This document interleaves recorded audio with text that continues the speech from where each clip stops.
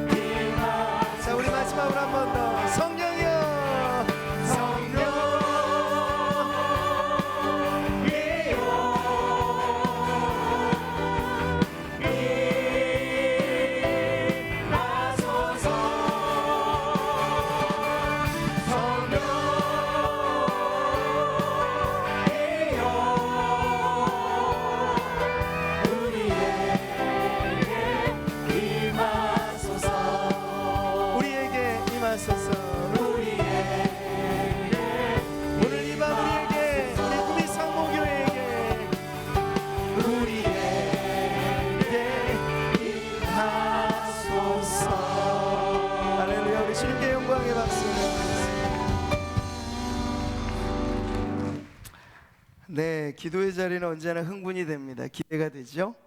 우리 이상에 하나님께서 각본대로 움직이지 않았어요. 그게 우리의 기대입니다.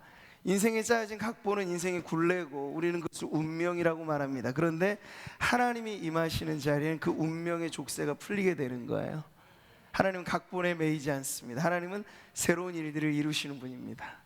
그 하나님께서 이 밤에 우리 각 성도들을 위해 임하셔서 비전의 눈을 열고 다시 한번 믿음의 보폭을 넓혀서 주님이 가라고 하시는 그곳이 어디든지 우리의 인생의 목적과 방향이 다시 한번 정해지는 은혜를 누리시기를 축복합니다. 할렐루야. 우리 옆에 계신 성도님들 한번 격려하시면서 성령의 부으심을 기대합시다. 아멘. 특별 광고 한 가지를 좀 해드려야죠. 다음 주가 재작년에도 이제 좀 한 번 있었는데요. 교사 강습회 겸해서 우리 금요 철야 1박 2, 그러니까 1박은 아닌데 이틀간 이제 진행될 때 우리 교회에서 좀 진행이 됩니다.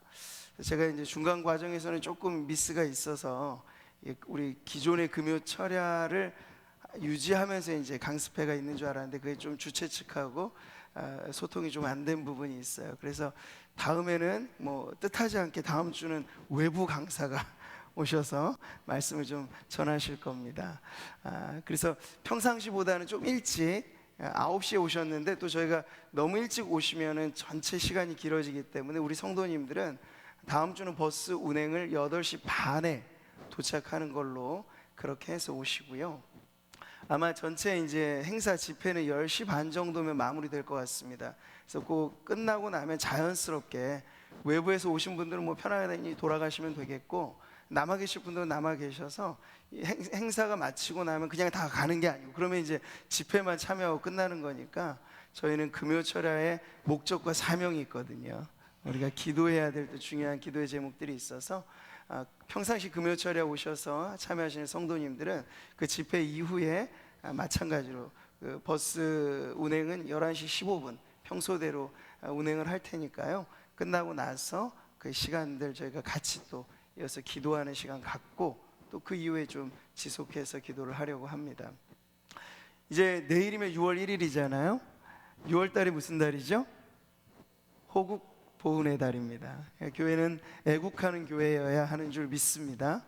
애국하는 가장 좋은 방법은 나라와 민족의 어려운 때 기도하는 것밖에 없겠죠. 그래서 제가 6월 마지막 주 금요 철야는 그 주 한 주간이 우리 필리핀 랑감 구미상무교회 또 헌당식이 있어서 한 주간 할애가 되는데 저는 금요 철야 때 옵니다. 금요 철야에 인도를 하려고 조금 스케줄을 조정해서라도 저는 오거든요. 그래서 그 마지막 6.25도 또 앞두고 있어요. 그래서 마지막 금요 철야는 지금 저희가 기획을 하고 있습니다. 원데이 구국기도회. 그래서 24시간 풀 가동해서 우리 예배당 안에서 이 목장별로 그리고 중직자별 여러 가지 좀 그룹을 저희가 해서 신청을 받을 겁니다. 그래서 자정부터 자정까지 딱 24시간을 하고 중간중간에 거점이 될 만한 정오 기도회, 뭐 새벽 기도회는 있고요. 그리고 금요 철야.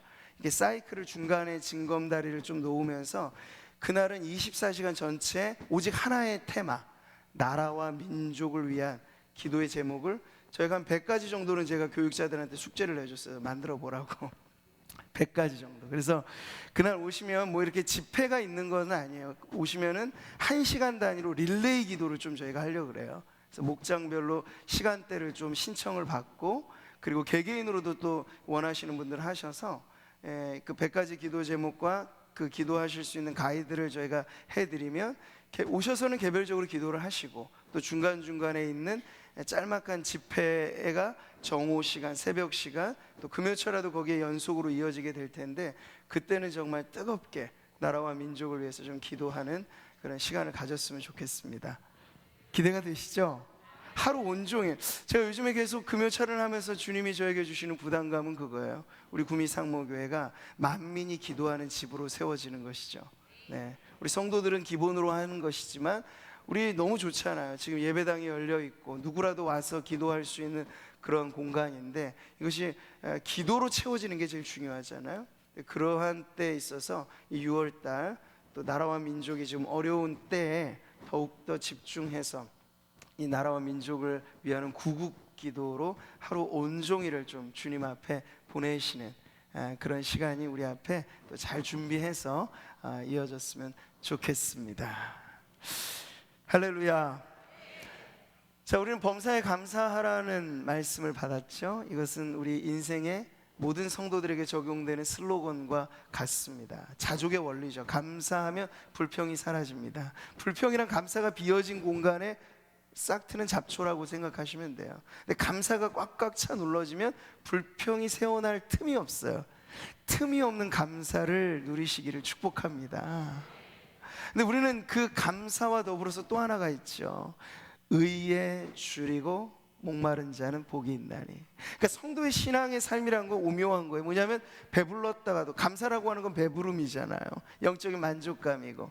근데 하나님 앞에 기도할 때 또 언제 우리가 그랬냐는 듯이 이 주림이 생겨요. 목마름이 생겨요.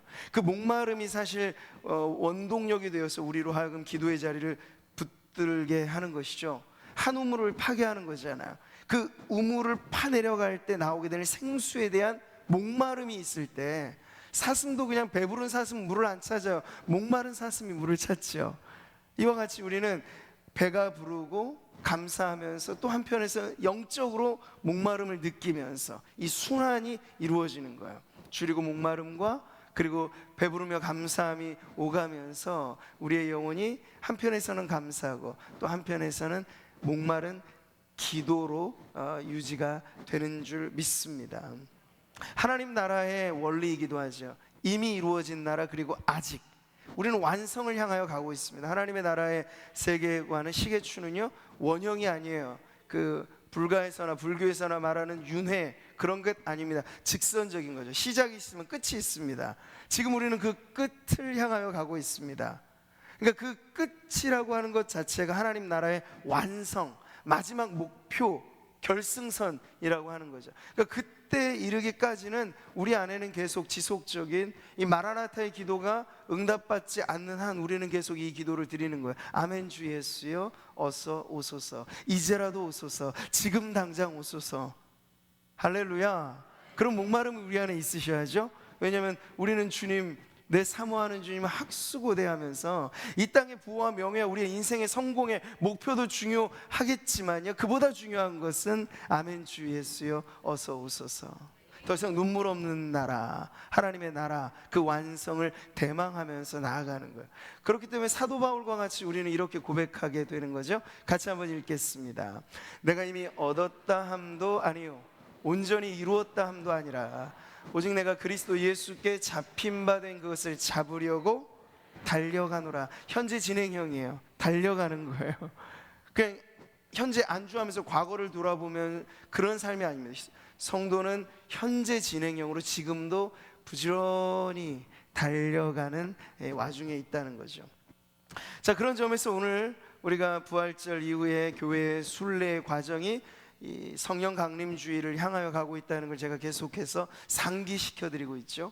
부활 후 주님의 마지막 말씀을 우리가 지난 주일에 들었던 것은 바로 그 기대함에 있어서 극치가 될 만한 성령의 약속을 예수님께서 주시면서 뭐라고 말씀하셨죠? 기다리라고. 이 기다림 안에는 무엇이 내포되어 있습니까? 기도하라는 말씀이 담겨져 있는 거죠. 오늘을 소위 우리는 소확행의 시대라고 말하잖아요. 소소하지만 확실한 행복. 왜냐하면 꿈과 희망이 커봤자 소용없다는 거예요. 현실의 벽은 너무나 높고 두터워서 부술 수도 없고 넘어갈 수도 없어요. 에라 모르겠다, 꿈인들 비전인들 그거 다 배부른 이야기니까 그냥 우리의 오늘 당장, 오늘 하루 살아가는 마치 하루살이처럼 오늘의 소소한 즐거움에 만족하자. 이게 오늘날의 가치관이 되어져 버렸습니다. 근데 성도들은 물론 야망을 갖고 살지는 않습니다. 그러나 성도는 꿈을 갖고 삽니다. 성도다움 안에는 반드시 비전이 있습니다. 현실 너머로 오는 하나님의 나라에 대한 꿈. 요셉이 애굽의 종살이 하였지만 요셉을 지탱해 줬던 것이 뭘까요? 17살 청소년의 나이에 꾸었던 꿈 아니겠습니까? 애굽의 종살이, 그리고 죄수가 되었지만 그는 그 현실에 절망하지 않았어요. 결국 이루어질 하나님의 꿈을 붙잡고 결국 승리하게 되었던 거죠. 성도로서 우리는 그러한 꿈이 있어야 할 줄 믿습니다. 나의 놀라운 꿈 정녕 남이 끼는 장차 큰 은혜 받을 표니 나의 놀라운 꿈 정녕 이루어주 주님 얼굴을 배우리라. 이런 꿈이죠. 예. 이 꿈은 우리 모두가 함께 꾸어야 할 꿈인 줄 믿습니다. 자는 중에 꾸는 꿈이 아니고요, 생시에 꾸는 꿈이에요. 기도하며 꾸는 꿈이에요. 근데 장차 주님 만날 그날도 우리가 소망하지만 이따금 주님이 우리 가운데 임하셔서, 주님은 너무나 겸손하셔서 평상시에는 있는 듯 없는 듯 자신의 존재감을 확 드러내 주시지 않을 때가 많아요. 그래서 우리가 잊고 살죠. 그러나 아니 계신 분이 아니에요. 성령님은 어떤 분이십니까? 무소부지하신 분이에요. 계시지 않은 곳이 전혀 없으신 곳이에요. 내가 새벽 날개 치며 저 바다 끝에 거할지라도 거기서도 주님이 함께 하십니다. 그러니까 그 주님이 우리에게 감추어진 그 임재를 드러내실 때 우리는 놀라게 되는 것이죠. 아, 내 안에 주님이 계시구나. 주님은 놀라운 분이시구나. 결코 나의 현실과 나의 판단과 나의 경험에 제한받지 않으시는 분이시구나 하는 사실을 깨닫게 하시는 그런 압도적인 하나님의 임재가 성령을 통해서 경험된다 하는 사실이에요. 그래서 예수님께서 이 성령이 너무나 놀라운 축복을 우리에게 안겨줘요. 그러니까 모든 복은 만복의 근원 되신 하나님으로부터 우리에게 임하는 줄 믿습니다.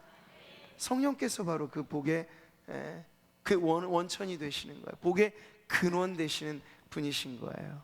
그러니까 그분을 기대하고 기다리라고 하는 것이 주님께서 승천하시기 전 가장 중요한 말씀으로 우리에게 주신 거죠. 여러분, 만약 현상 유지가 목표고 지금 그대로도 좋다는 것이 우리의 신조가 된다 라고 하면 예수님이 승천하시면서 야, 제자들에게 니네 빨리 움직여라, 행동하라, 뭐하고 있니? 이렇게 재촉하셨을 거예요. 그런데 아니에요. 있는 모습 그대로도 좋지만 주님은 더 좋은 것, 가장 좋은 것을 예비하고 계셨던 거예요. 주님 이렇게 말씀하셨죠. 너희가 악할지라도 좋은 것을 자식에게 줄 줄 알거든. 같이 읽겠습니다. 하물며 너희 하늘 아버지께서 구하는 자에게 성령을 주시지 않겠느냐. 할렐루야. 여기 좋은 것과 비교할 때 성령님은 가장 좋은 선물입니다. 그 이상의 축복이 없을 만큼 가장 귀한 축복이 성령님이세요. 근데 성령은 어떻게 우리에게 찾아오십니까? 성령의 충만함은 어떻게 맛보게 됩니까? 구하는 자에게, 기도하는 자에게, 믿고 간구하는 자에게 부어지는 축복인 줄 믿습니다.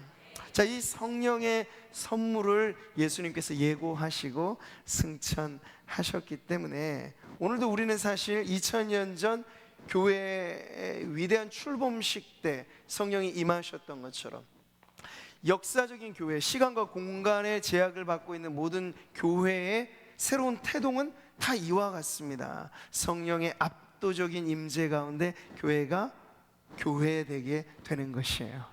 형식상의 교회, 조직의 교회도 물론 우리는 알고 있습니다만 그런 간판은 붙었다가도 떨어집니다. 지금도 개척되는 교회만큼이나 문을 닫는 교회가 비일비재한 시대입니다.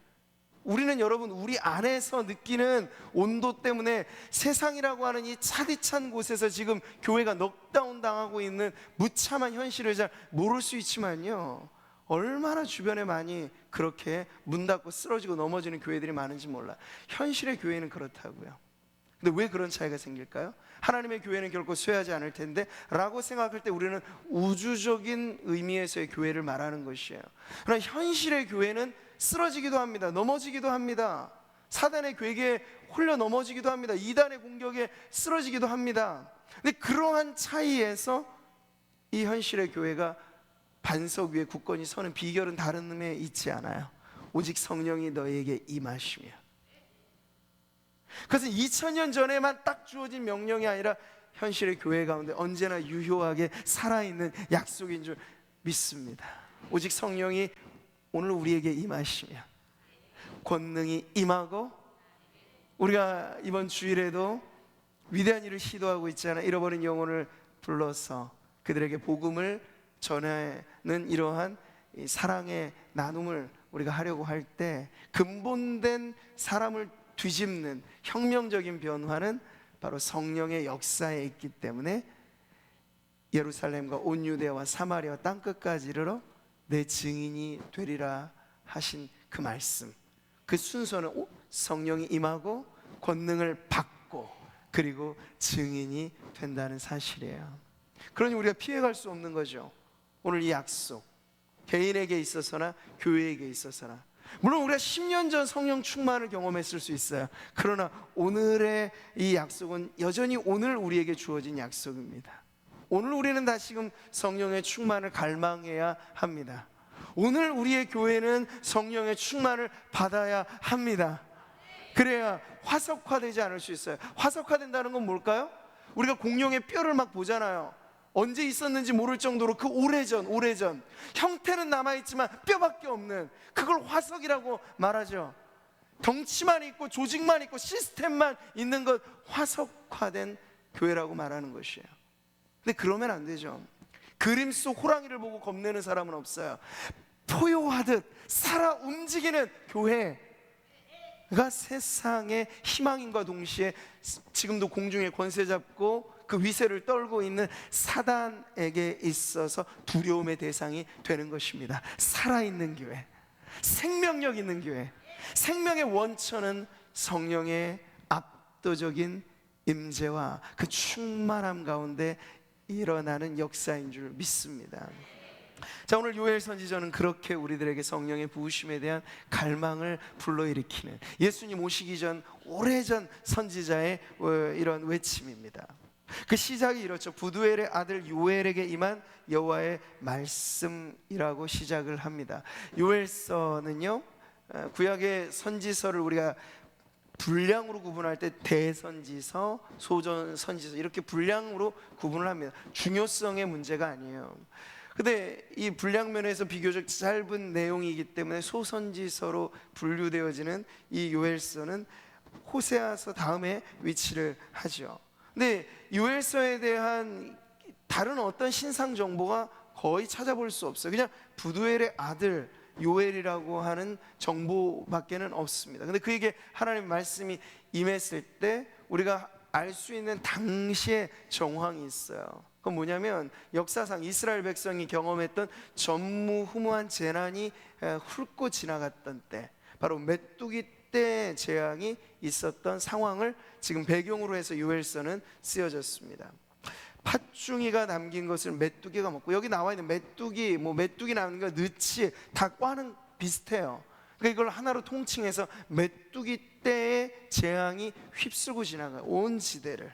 여러분, 물론 인간의 역사상 크고 작은 재난이 없지 않았습니다. 지금도 우리가 산불 재앙이고 이 유람선이 지금 또 침몰돼서 끔찍한 참변을 겪고 있는 이 동포들의 아픈 현실을 우리가 보고 있잖아요. 크고 작은 재난이라고 하는 건 늘 있어 왔습니다. 그렇지만 지금 이 요엘서의 역사에 나와 있는 이 재앙은요, 그런 급의 문제가 아니에요. 메뚜기 때 재앙이라고 하는 거. 여러분, 메뚜기 한 마리 보면 얼마나 귀여워요. 가지고 놀죠. 근데 그 개체수가 늘어난다고 생각해 보세요. 하늘을 뒤덮는 새까만 메뚜기 떼가 훑고 지나가면요, 어떤 전쟁보다도 끔찍한 포화를 던져내는 거죠. 식물 하나 남겨두지 않고 싹 쓸어가는 그러한 메뚜기 떼의 습격이 지금 이스라엘 백성들 가운데 있었던 때, 지금 요엘 선지서는 부름을 받았고 그가 선지자로서 말씀을 전하게 된 것이에요. 왜 하필이면 메뚜기 떼일까요? 여러분, 메뚜기 떼 하면 우리는 익히 출애굽 당시 하나님의 10가지 재앙 가운데 8번째로 등장했던 재앙이, 불신 세상을 대표했던 애굽에 쏟아진 재앙이 메뚜기 때 재앙이었습니다. 그런데 지금 이것이 약속의 땅을 살아가는 하나님의 백성들이 경험하는 재앙이 됐다. 뭔가 유비관계가 있는 거죠.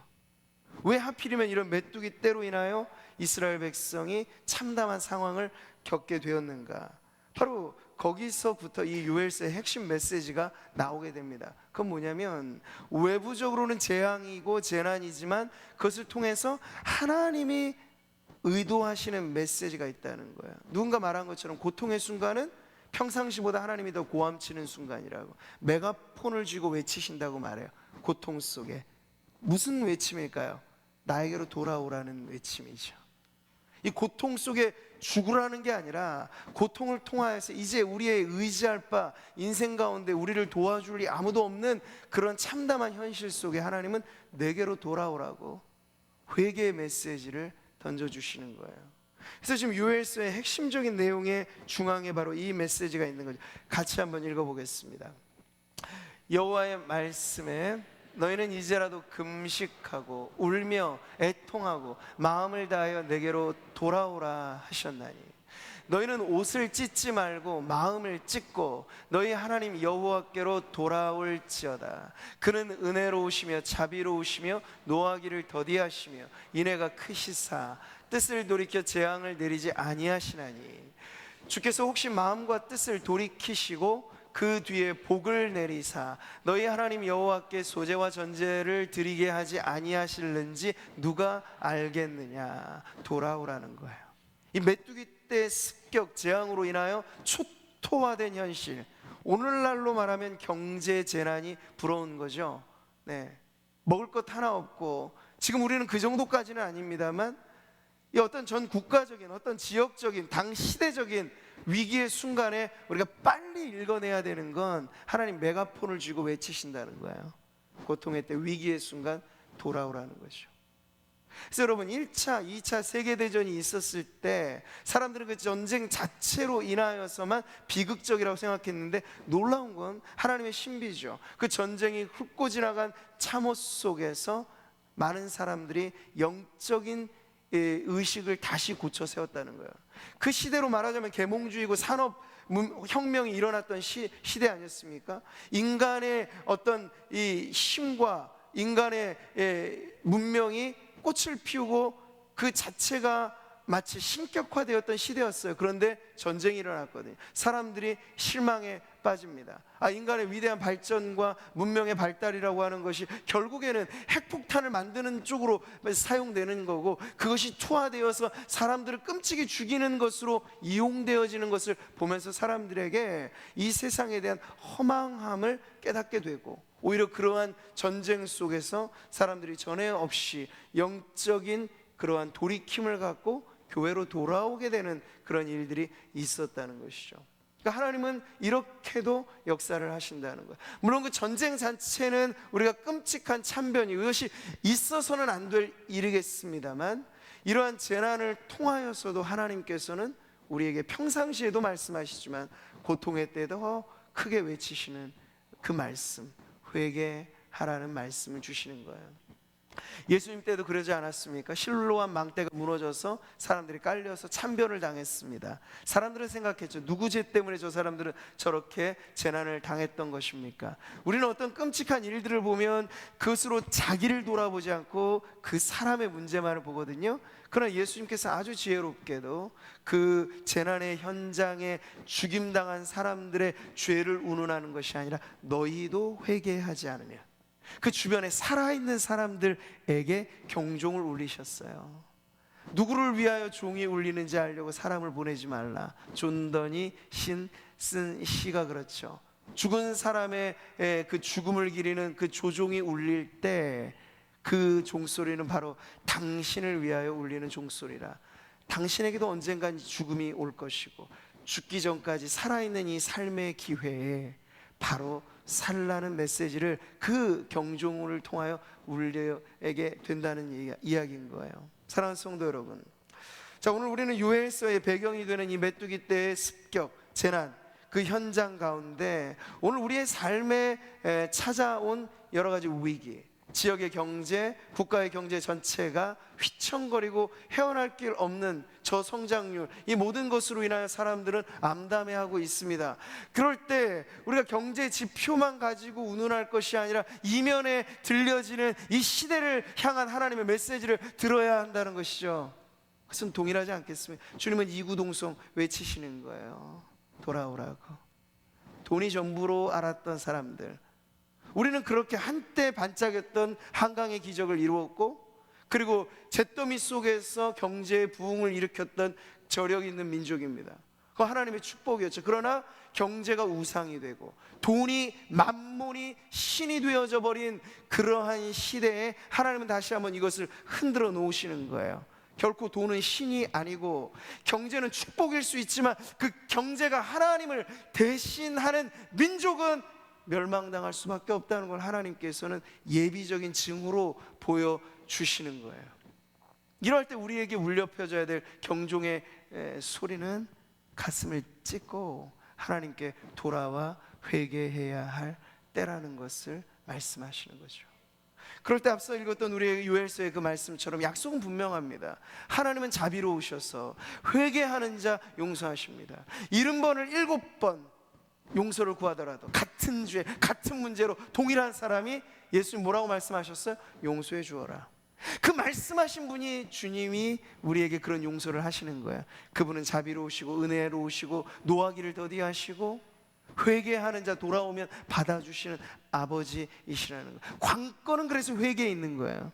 교회가 부흥을 꿈꿀 때 그보다 앞서 있었던 교회의 변화 가운데 가장 뚜렷한 변화가 무엇이었나요? 회개의 역사가 일어나는 거예요. 한국교회가 이렇게 근사하게 세워졌을 때 그 첫 출발은 무엇이었습니까? 1907년 우리가 기억하는, 그리고 원산 대부흥 기억하는 그 모든 자리마다 회개의 역사가 일어났습니다.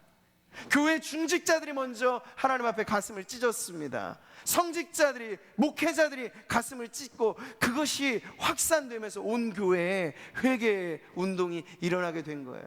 그랬을 때 한국교회는 전에 없는 기적을 경험하게 되었습니다. 부흥의 역사가 있고 나서 100만인 구령운동이 펼쳐지게 되었고 교회는 성장과 축복을 누리게 되었습니다. 그런데 여러분, 그 성장이 우상이 되어서 한국교회는 다시 성장의 발목을 붙잡히고 하나님 앞에 우리가 진정 믿고 바라고 의지해야 할 이가 하나님밖에 없음에도 불구하고 교회가 주인 삼고 있는 것이 이제 하나가 교회 자신의 교권이 힘이 되고 교회의 리더십들이 오히려 권세 있는 자가 되고 목회자가 군림하고 하는 그런 문제로 인하여 다시금 하늘의 문이 닫혀지게 되는 거예요. 은혜의 수로가 막히게 된 거죠. 이럴 때 여전히 주님의 메시지는 동일하게 울려 퍼지는 것 아니겠습니까? 회개하라는 것이에요.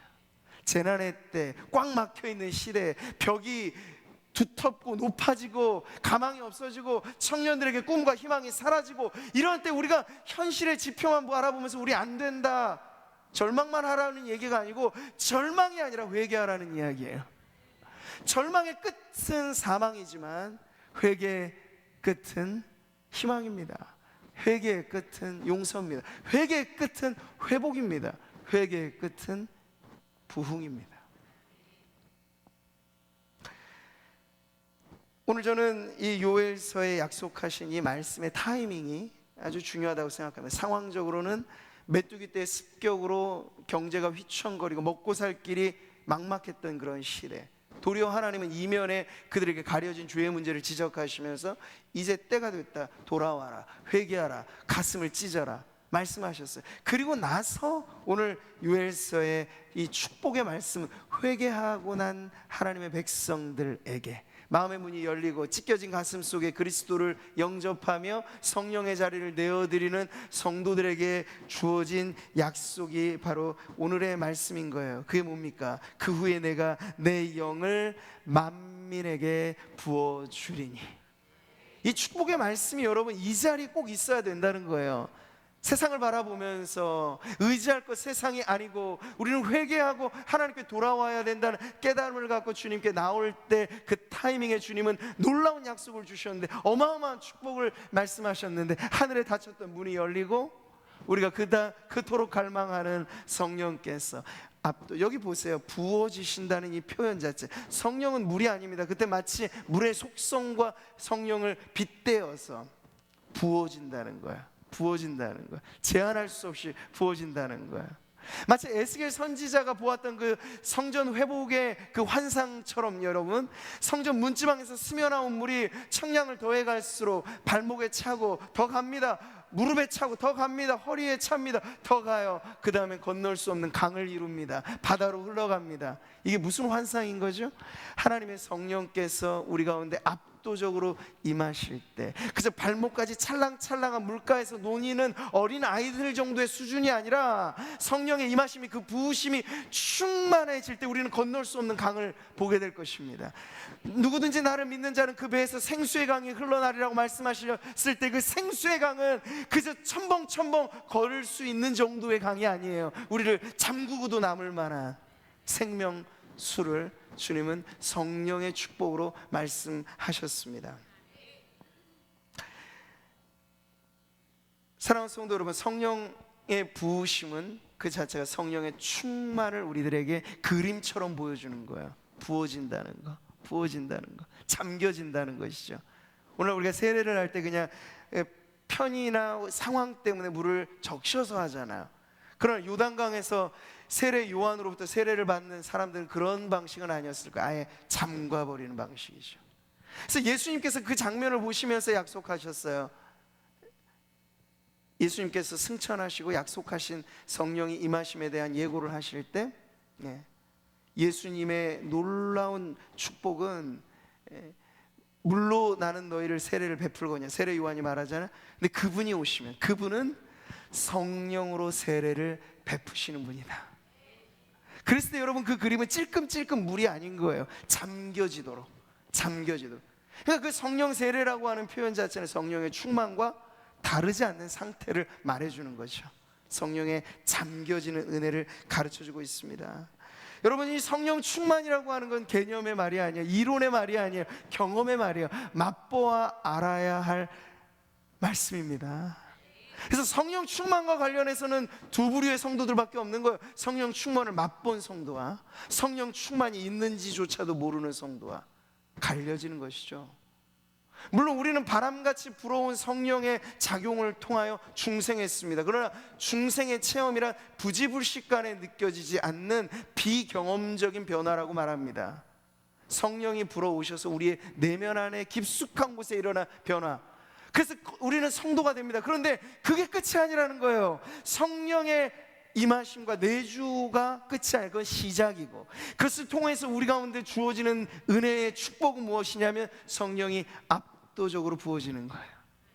그 옛날 기름 부음 받아 제사장으로 임명됐던 아론에게 기름을 부어줘요. 관유식이라고 하잖아요. 머리 위에 기름을 부으면 그것이 흘러내려서 옷깃 수염을 적시고 발끝까지 내려가는 그 그림처럼, 그래서 성령은 기름 부으심이라고도 표현하기도 합니다.